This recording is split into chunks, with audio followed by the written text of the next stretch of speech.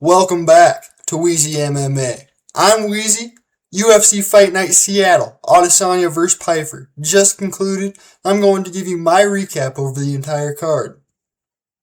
Gonna be a bit of a less detailed recap. I was there live, so I didn't take any notes, but that place was electric.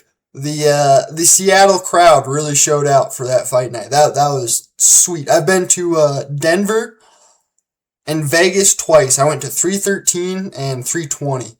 And this fight night by far was the loudest arena I've been in.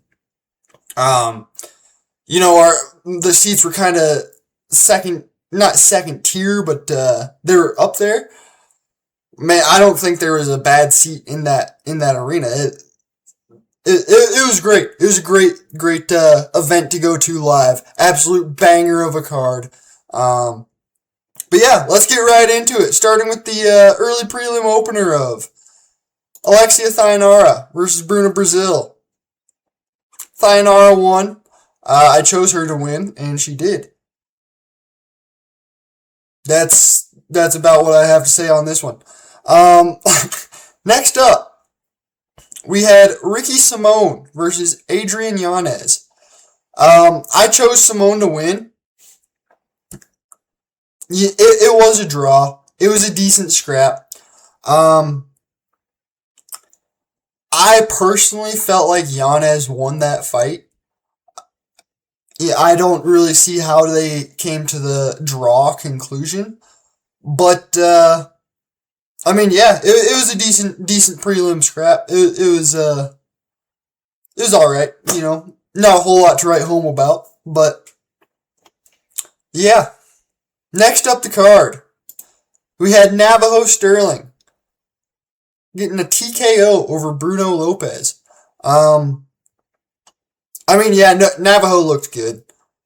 Bruno did not really look very good.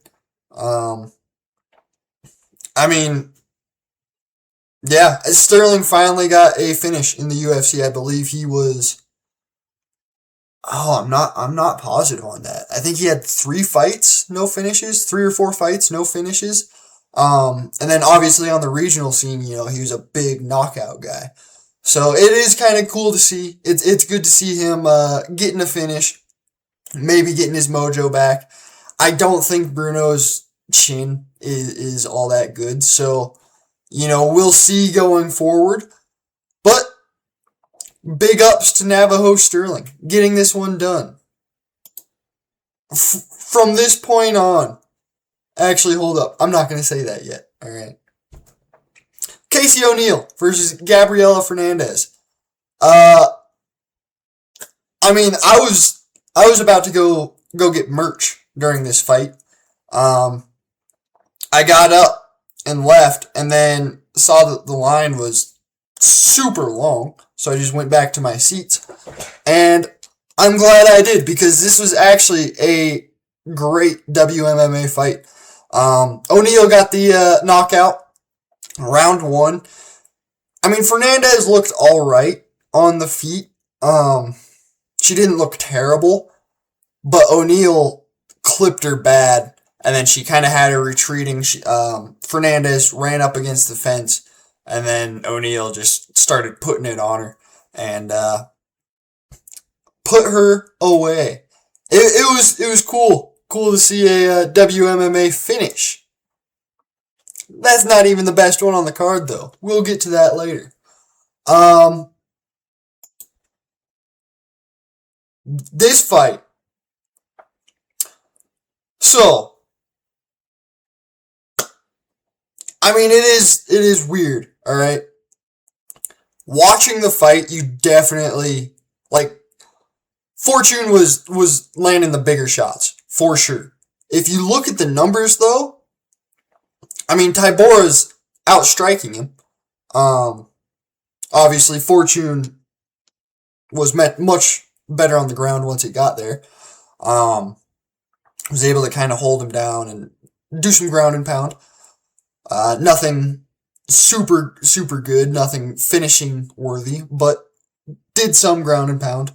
And then at the very end of the fight, Bruce Buffer announced it as Tybura winning, and that place went silent. There was cheers, they're getting ready for the announcement, and it went silent. You could hear a pin drop, and everyone just started looking around, and you could hear people being like, yo, what the fuck just happened? And then the boos started, and they booed. That place was so freaking loud. I don't even know how to explain it. It sounded like you were, as a kid, did your dad ever have like a muscle car growing up? And you go and stick your head next to the exhaust pipe when he starts it, and it's just like, it was like that, but with the booing. Just all angles. Everyone in that place was booing. And they ended up bringing them back into the cage. Fortune got the decision. Buffer said he misspoke. I don't know if it was that or if we really changed the outcome of the fight. I'd like to think the latter. But Buffer said he misspoke, gave Fortune the win, and it was... UFC fans are really bipolar. I have another story about that later up the card, actually the next fight, I believe. But yeah, they were booing. Fortune got the decision, and the place just erupted. The wrong had been righted, and it felt good, man. It felt good to feel that. But I did not choose Fortune. I chose Tybura. So I went 7-5, 7-5-1 on this card. So not the best, not the worst either, not the worst. But next up the card, Chase Hooper. Please take a month or two off. Get your head right. You just got clipped pretty bad. Go to Thailand for 6 to 8 months. All you do is Muay Thai. No grappling. Just work striking. Get jacked and get tattoos. Become Oliveira, basically. Like, as Bedtime said, fulfill the prophecy.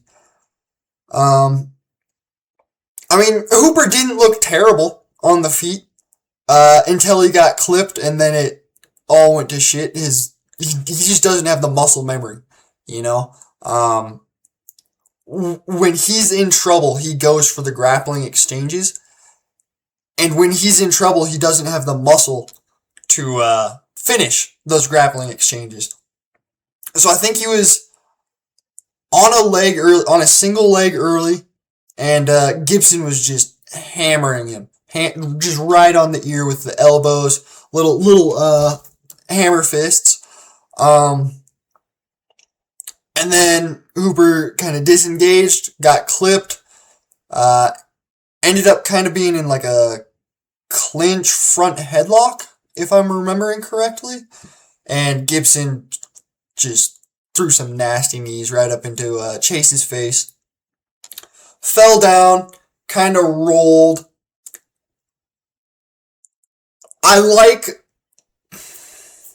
It was an early stoppage, but I don't disagree with the stoppage. After the fight, Hooper was on the stool for a few minutes, kind of collecting his wits. Could he have, snagged that arm, somehow taken Gibson's back and choked him out? That is his muscle memory, so possibly. But I think he was going to end up getting TKO'd within 10 seconds, I would have liked to see it go 3 more seconds, though. Just a few. Let Gibson land 1 or 2 shots on the ground and then call the fight. Because you don't really know in that situation. But Gibson got this one done. And this is another instance of UFC fans being super bipolar. I think, so Hooper's from Washington. I think he's Spokane area. Gibson is from Canada.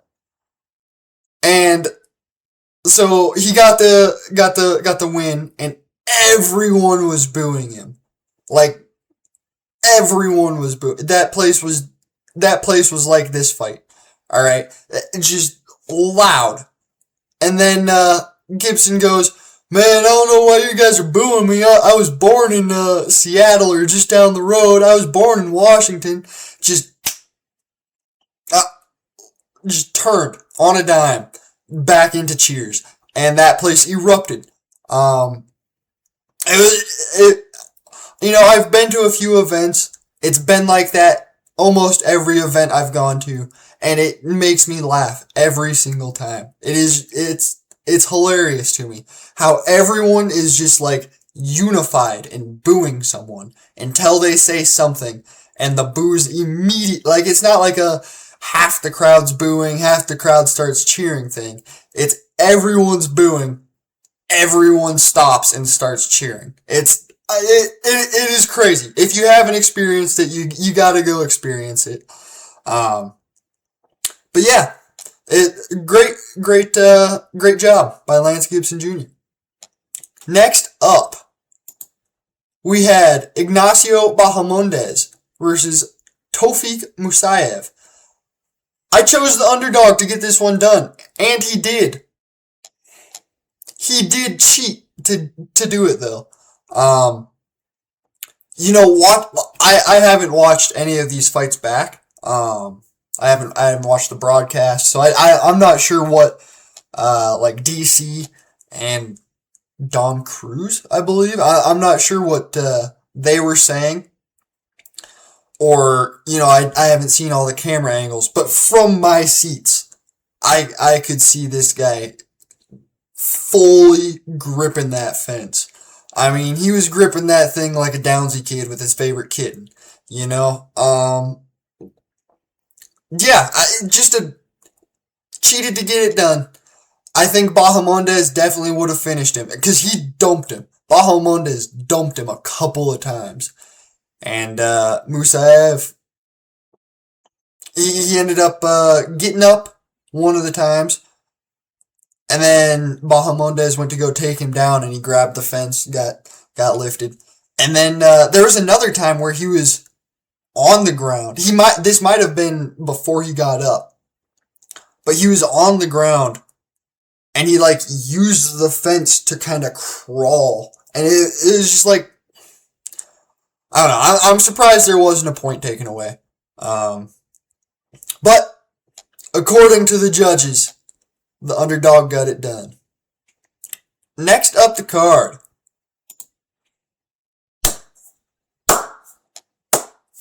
we had Terrence McKinney doing what Terrence McKinney does versus Kyle Nelson.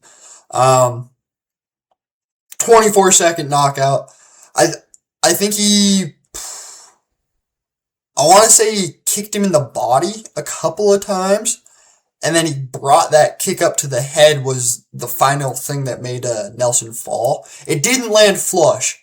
But, I mean, Nelson was kind of getting battered for the entirety of 24 seconds.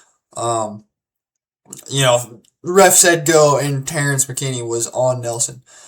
But I think it was a head kick that kind of got blocked. He did get his hand up, that he ended up falling over. And then he literally just shelled up, and he accepted losing this fight. He did not try and win really whatsoever. Once he was on the ground, he was like, all right, I just gotta hope the ref has mercy on me and takes me out of here. Big ups, Terrence McKinney, though. Gets this one done. First round. We have finishing bonuses now, so maybe McKinney goes on a bit of a run.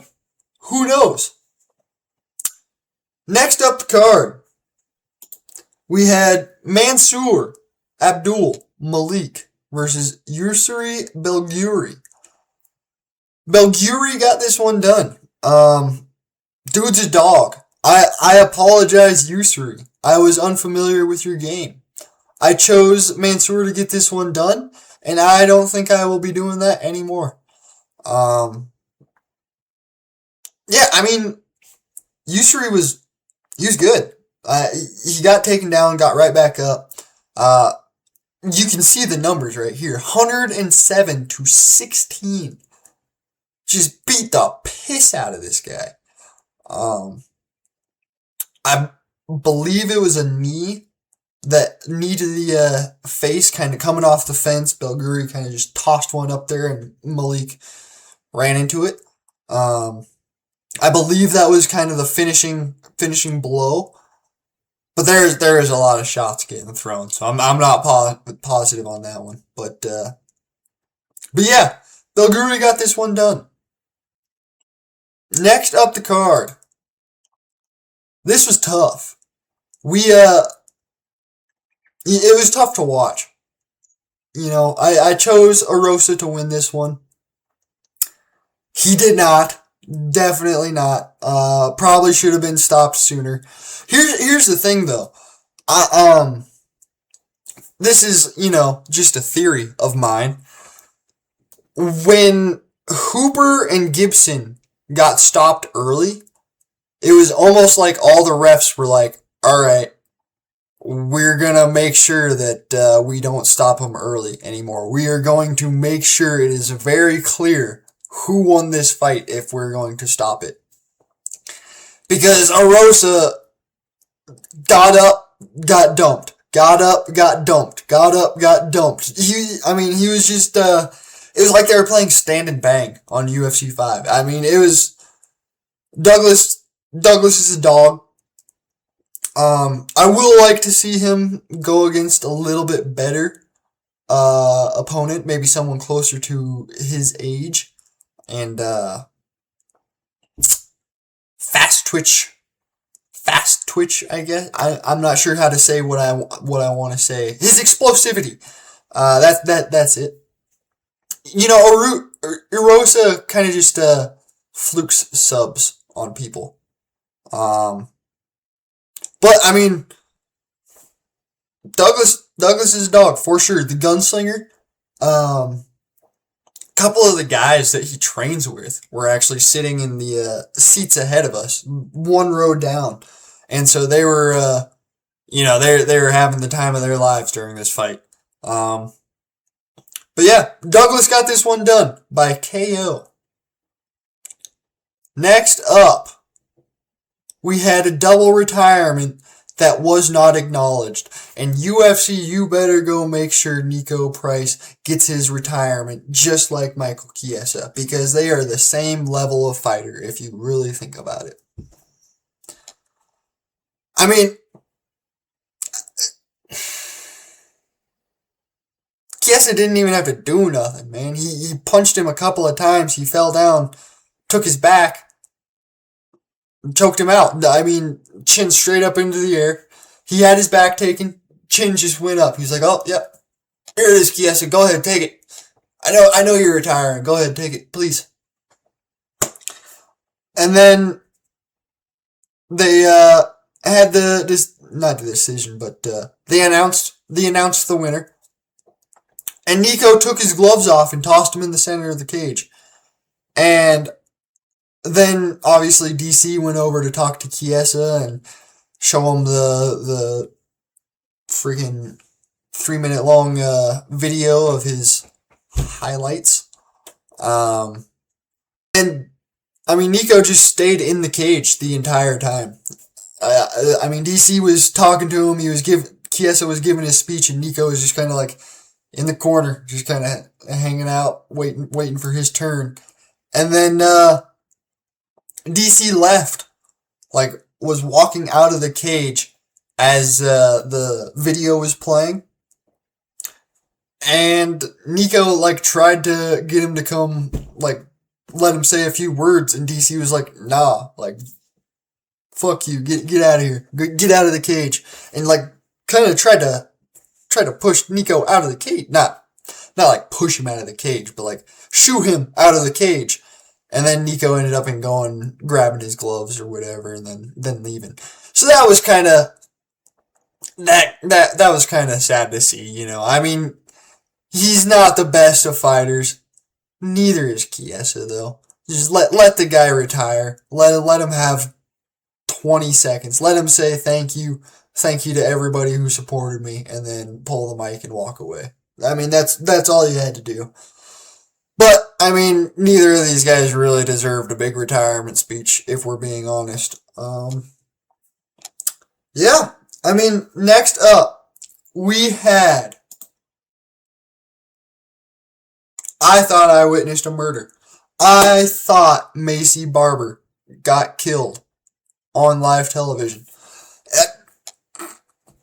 That was wild. I mean, nothing was happening. They weren't really doing anything for the 2 minutes and 40 seconds that it leading up to this. They were kind of just at range, pawing at each other, maybe a couple of jabs, a low kick. And then Barber kind of she almost went in. She didn't dart in. She didn't blitz in, but she fainted like she was gonna go in, and Grasso just exploded with a straight left or left hook. I think it was a straight left, right on the chin, spun Macy's chin all the way around. It was like a Looney Tunes. I mean, corkscrew all the way around. You could see the birds fluttering already. She's biting her tongue. And she falls. But when she falls, she falls like she's you guys ever seen that break dance where you drop to one knee and it's almost like you're doing a lunge? She fell in a lunge position. But how her knees were, she was still upright. So Grasso was yeah, fuck it. I'm dove in, got the rear naked, choked out an unconscious Macy Barber. And then she kind of woke up. Not woke up, really. I mean, she fought with the ref, Beltran, when he stopped it. She tried to grapple Beltran and then just rolled over and accepted death for probably 5 minutes. I mean, it was crazy. It was a long time to be sitting there. And, like I said, I haven't watched the broadcast, so I'm not sure what they really showed on TV. But on the big screens, on the Jumbotron, it was just her face, just sitting there. Eyes were moving around. Her eyes were moving around. She was blinking, but she wasn't breathing like she was awake. She was breathing like she was knocked the fuck out. And, kind of scary to see, I'm not gonna lie. But, it is what it is.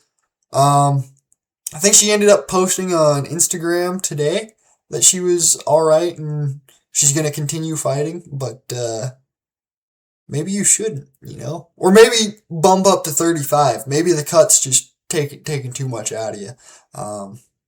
The seizure and then this, I think that's a good reason to bump up a weight class. But Grasso got the performance of the night. Cool 100,000.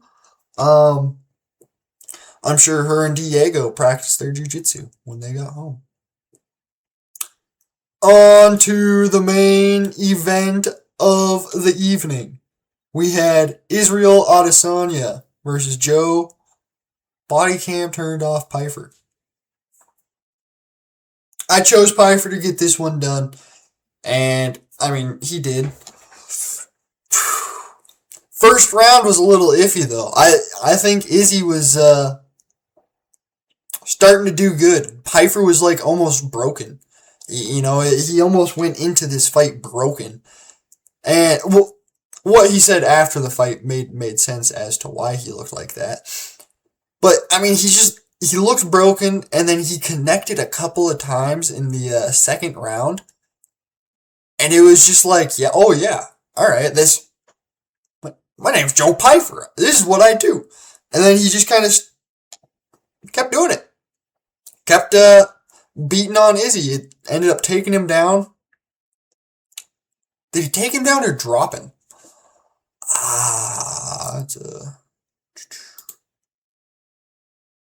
Took him down. Yeah, alright. So, in the second round, he ended up taking Izzy down.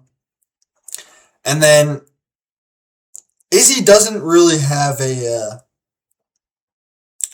I'm gonna fight my way out of a bad situation nerve, you know? Like, obviously you have Joe PYFER laying on top of you, punching you in the head. So it is tough to do stuff to get out. But Izzy wasn't really even trying. Like, he was going in mount, and then he would give up his back. Go back to mount, give up his back, and then just get hammered on. But yeah, I mean, Joe got this one done by TKO. Izzy actually said, like, I'm not sure what they said on the broadcast, but Izzy was like, hey, I'm trying to beat Tony's record for most consecutive losses. So they might have cut that out, didn't air that part, but I heard it on the mic in the arena. And I think he's got it. If they keep giving him guys kind of Joe PYFER level, I think he could break T Ferg's record there. I do think Izzy can still beat some middleweights. Obviously, the middleweight division is not the best division in the UFC at the moment. So I do think he can beat some middleweights in the division. But they're going to not really be ranked where he wants them to be. So, I think he just kind of does what he's been saying he wants to do and just take fun fights. The likelihood of that versus the likelihood of him getting set up against some, top prospect, some up-and-comer who is probably going to do this same exact thing to him. Only Hunter Campbell knows. But yeah, that was my breakdown or my recap for UFC Fight Night Seattle, ADESANYA versus Joe PYFER. I got a lot of shorts I'm going to be posting in the coming days. So be on the lookout for those. And then we're going to get right back into it. Get the predictions done for this week. Moicano versus Duncan, I believe. And then, hit you with some parlays. We didn't have any hit last week. Kind of sucks. I also didn't realize that Washington doesn't allow like DraftKings and Prize Picks and such. Montana doesn't either, but I was looking forward to it, man. I was gonna just make generational wealth this card, but it didn't happen. Speaking of, did you guys see some guy won like 67 grand on the Tybora Fortune fuck up? I think it was like Polymarket or Kalshi. They announced Tybora winning. The odds went to fucking crazy for Fortune because obviously it just got announced that he lost. Some guy was like, no, there's no way. It's going to get overturned. Bet like $700 on Fortune. And then they overturned it and he won like 70 grand. Shit was crazy. I don't know if that's real or not. I could just be spreading bull jive, But hey, I like to believe things I see on the internet. If you don't, life's just not as fun, Thank you for watching the video. This has been Wheezy MMA. I'm Wheezy, and I'm out. Have a good one.